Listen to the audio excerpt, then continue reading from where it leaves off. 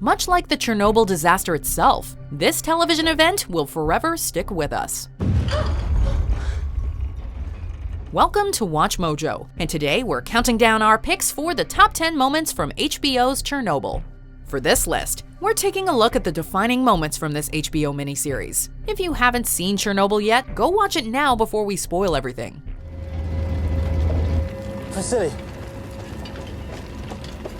Oh, Vasily, what's this? I don't know, Misha. Number 10. Are you stupid? Please tell me how an RBMK reactor core explodes.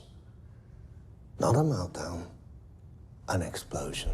Even if you went into this miniseries with little knowledge of the Chernobyl disaster, chances are you at least knew the results were devastating. This makes it all the more frustrating as we watch the higher-ups continually dismiss the notion that a catastrophe has occurred. Physicist Anatoly Sitnikov acts as a voice of reason throughout the first episode, asserting that the unthinkable has somehow happened. When he tries to tell Brukhanov, Fomin, and Dyatlov that the core has exploded, however, he's dismissed as a fool. Are you stupid? No. Then why can't you? Even after Dyatlov vomits and collapses, Brukhanov and Fomin remain blind to what's right in front of them. Most tragically of all, Sitnikov is sent to check on the roof and he complies, knowing full well it's a death sentence.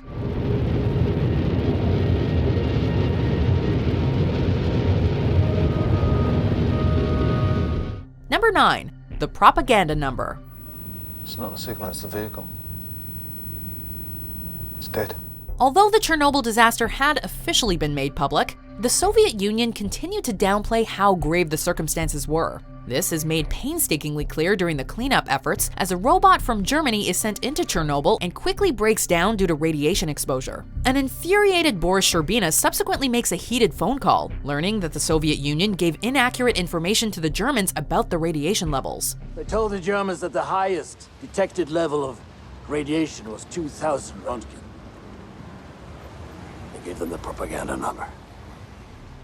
A powerhouse moment for actor Stellan Skarsgård, Sherbina's intense breakdown demonstrates how far he's come since his introduction. Starting out as just another politician following orders, Sherbina begins to see the side effects of falling in line and spreading false propaganda. You need a new phone. Number 8. The Puppies. Once we start, they'll run inside where they feel safe. So we go door to door. Okay? Good. While citizens were eventually evacuated from the Chernobyl exclusion zone, pets were left behind. In one of the show's most harrowing subplots, 3 soldiers are sent into town to kill any animals that might have been exposed to radiation.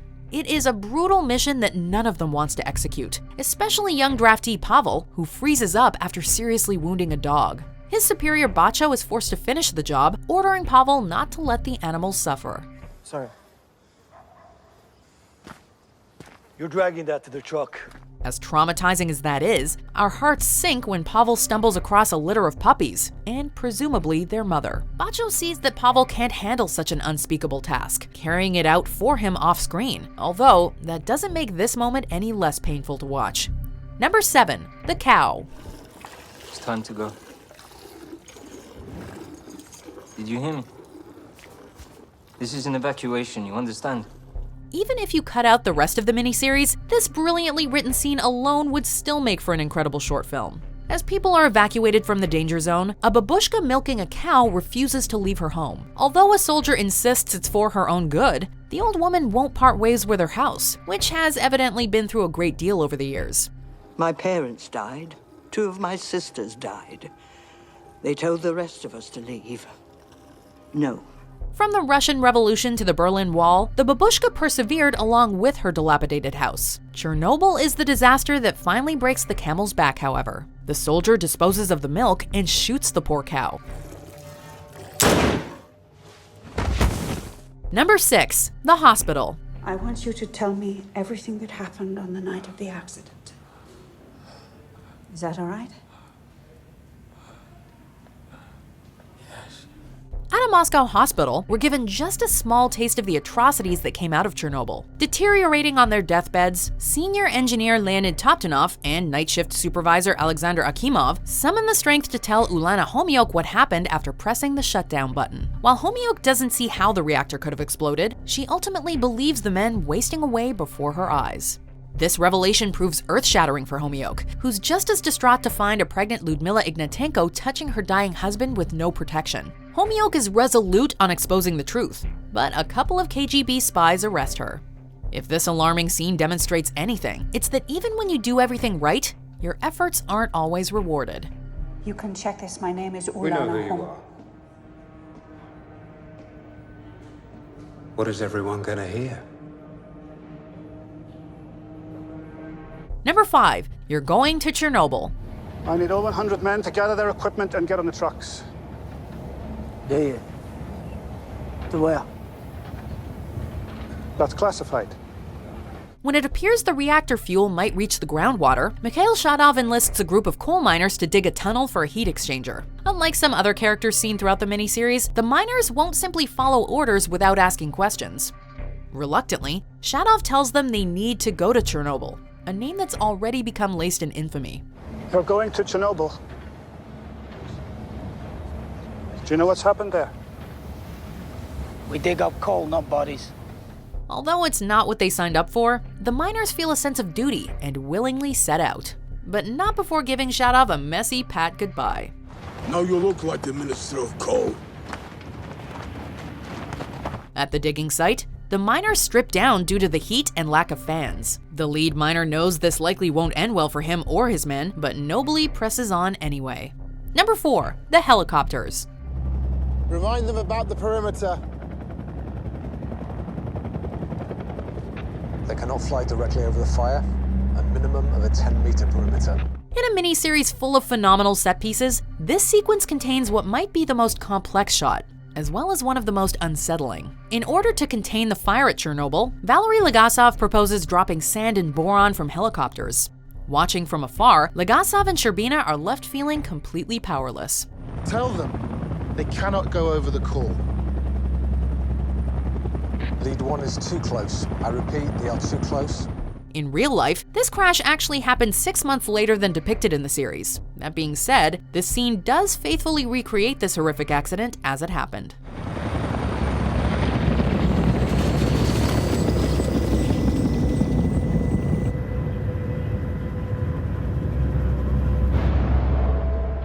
Number 3. Drain the water. Go into that water. Because it must be done. In addition to being a historical drama, Chernobyl weaves together a variety of different genres. The final sequence of episode 2 is eerier than what we see in most horror movies. To prevent a steam explosion, Alexei Onanenko, Valery Bespalov, and Boris Baranov volunteer to drain the water at Chernobyl's basement, well aware that it might cut their lives short. The exquisitely shot sequence that follows is executed with virtually no dialogue, letting the disturbing atmosphere, dank setting, and chilling sounds do all the talking. The direction captures all of the claustrophobia, paranoia, and sheer dread that any person would feel under such conditions. As the 3 men are draped in darkness and the episode closes out, the audience struggles to keep themselves together.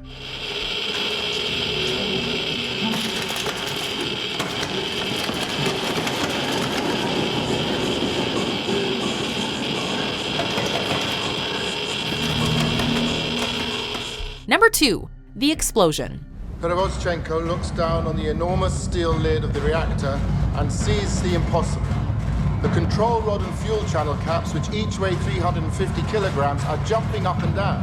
Chernobyl opens with a bang, but it ends with the explosion that set everything in motion. The final episode is a captivating courtroom drama that flashes back to when the reactor blew up. On trial with Brukhanov and Fomin, Dyatlov persists that he wasn't even in the room when all hell broke loose. Of course, at this point, everyone can see that he's lying through his teeth. Legasov explains how Dyatlov ordered Akimov to initiate the fatal emergency shutdown. Since we already know that the reactor exploded, you'd think that the scene would be lacking in suspense. As a true testament to how ingeniously paced this miniseries is, though, we are left at the edge of our seats. The chain of disaster is now complete.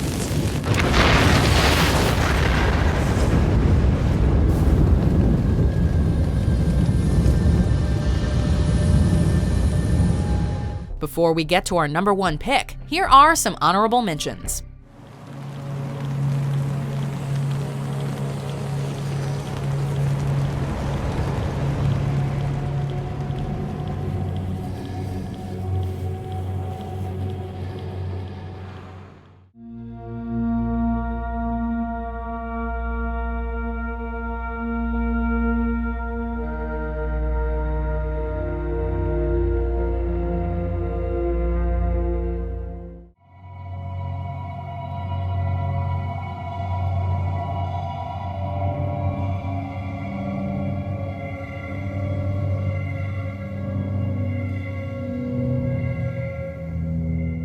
Very nice speaking with you. I need her. So you will be accountable for her? Then it's done. Of all the ministers and all the deputies, the entire congregation of obedient fools, they mistakenly sent the one good man. For God's sakes, Boris. You were the one who mattered most. Not quite at the end yet. Almost there though. Just be sure to subscribe to our channel and ring the bell to be notified about our latest videos. Alright, back to business. Number 1, 90 seconds on the roof.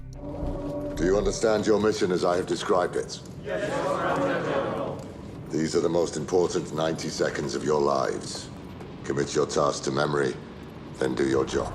If we had to single out one moment that best encompassed just how lethal and horrifying the Chernobyl disaster was, it would have to be this sequence in which almost 4,000 liquidators are called upon to clear graphite off the roofs after the German robot was unable to handle the job. Groups are given only 90 seconds each, amounting to an exceptional tracking shot that plays out in real time.